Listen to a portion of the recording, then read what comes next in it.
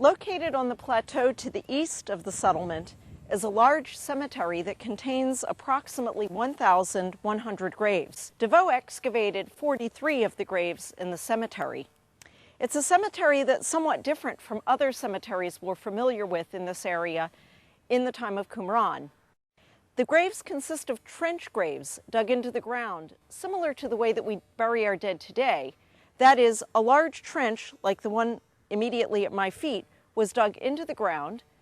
The body of the deceased was wrapped in a shroud, maybe placed in a wooden coffin, and then was laid at the base of the trench.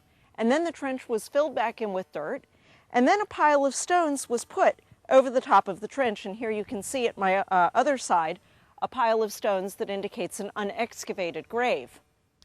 Well, why is this peculiar? Although it's similar to the way we bury our dead today, many Jews in Judea in this period buried their dead in caves that were cut into bedrock, caves that were used by families over the course of several generations. Here at Qumran, we find instead that members were buried individually. Furthermore, in the main part of the cemetery, which is where we're standing, all of the graves are oriented in the same direction. They're lined up in neat rows with the bodies buried so that the feet were facing north and the head was facing south.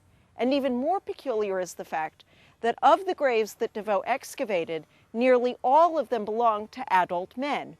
Only 3 were not adult men. Those were adult women, and there were no children at all, suggesting that the community at Qumran was not a normal community consisting of families, but instead a community that consisted either entirely or almost entirely of adult men.